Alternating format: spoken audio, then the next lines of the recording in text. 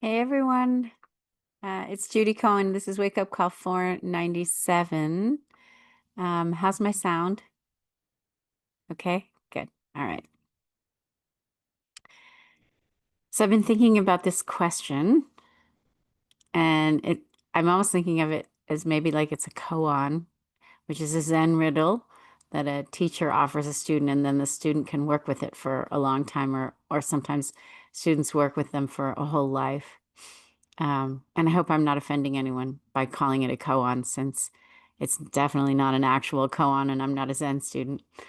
But this question, this riddle of how to have positive regard, even for people who seem completely undeserving of positive regard. Um, and when I say positive regard, I'm thinking of that as a form of metta. So staying with the theme of metta, or loving kindness, or unconditional friendliness, or positive regard. And there are people, I certainly find it difficult to say the metta phrases for. May you be safe, may you be happy, may you be healthy, may you live with ease, you know. And might be somebody who's done something to me or to someone else, or maybe someone who isn't a good steward of the planet, or they're using money or power or both to cause harm, right? So, and I feel like in this moment we have our pick.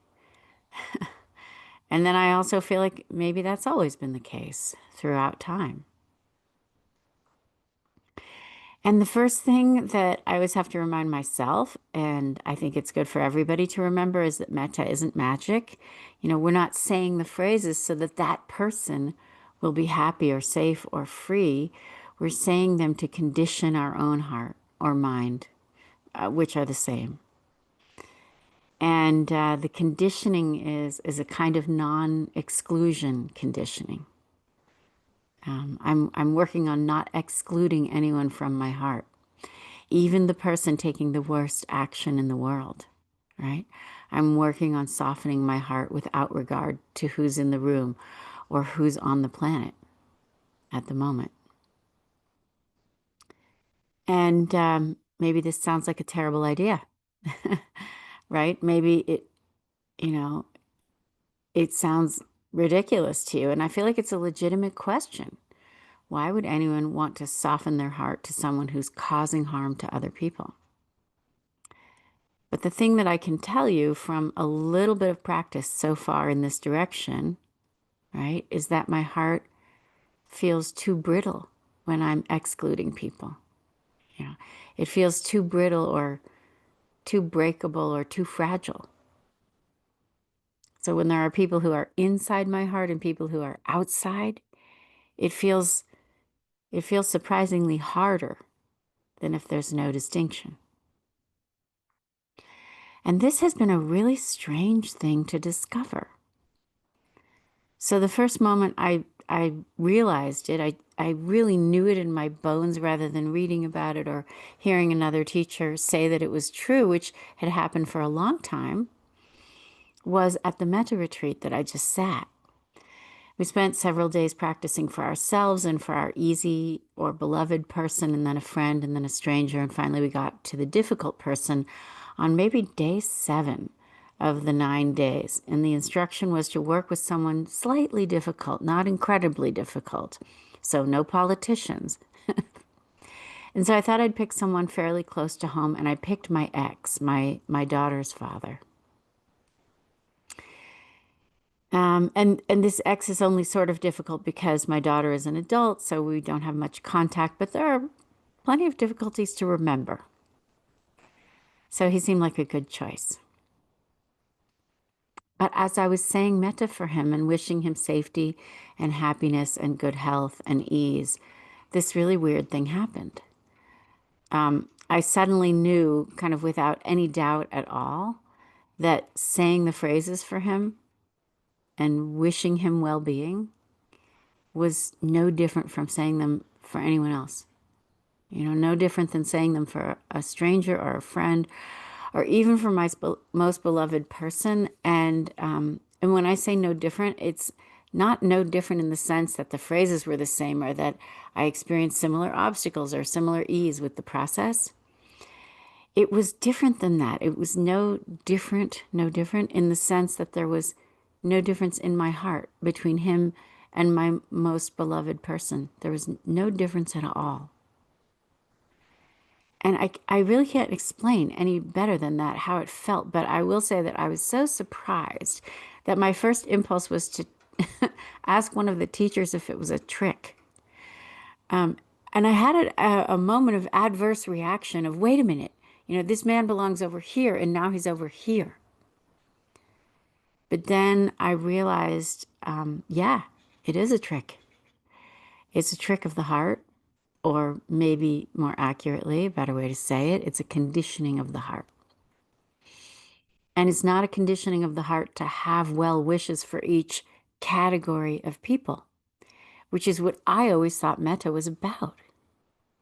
And I'm sure that all of my teachers have told me that that's not what it's about a million times, but I never heard that until this retreat. It's not a conditioning to have well wishes for each category of people. It's a conditioning to abandon the categories.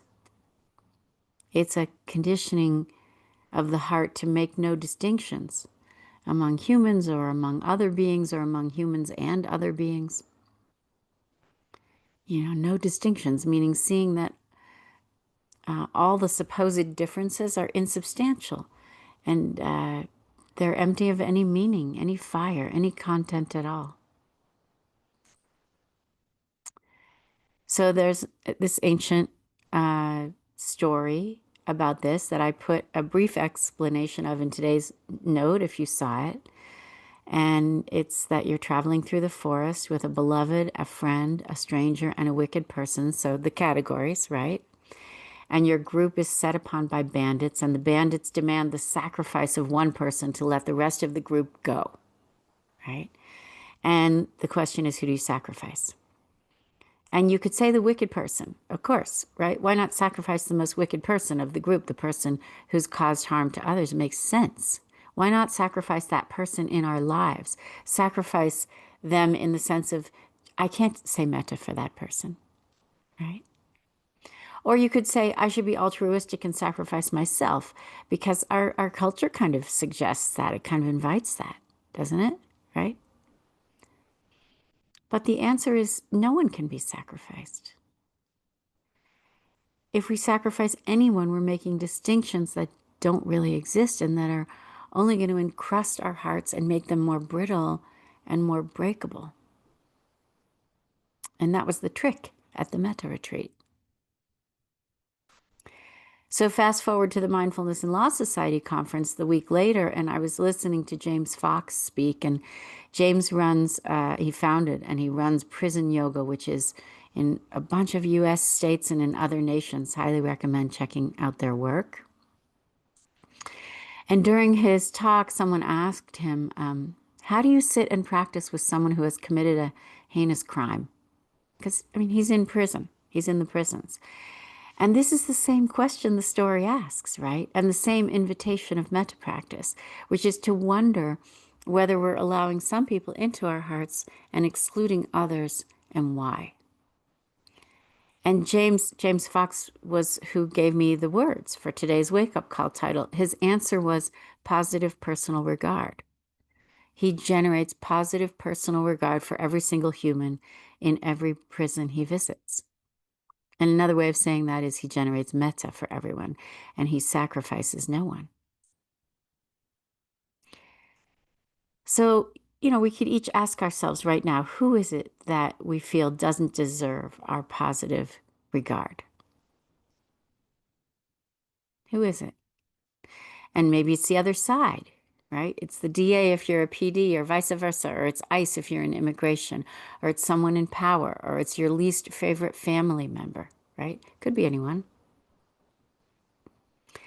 And is it too big of a leap to soften your heart and turn towards them with positive personal regard and realize that they're only causing the harm they're causing because they misunderstand the very thing that you don't misunderstand?